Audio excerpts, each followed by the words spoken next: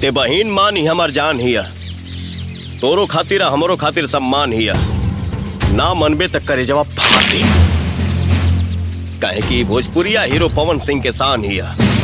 लोग कहता रहे कि ते शेर बाड़े, शेर बाड़े तो वहां गीदड़न के बीच में का करता रहे। हम यहाँ के राजा हैं, हमरा के शेर पाले के शौक, हमरा साथे आजो, दुनिया झुक के सलाम करी तोरा के। हम अपने मन के राजा हैं, हमार शौक सर झुकावल ना, झुकल सर के उठावल है।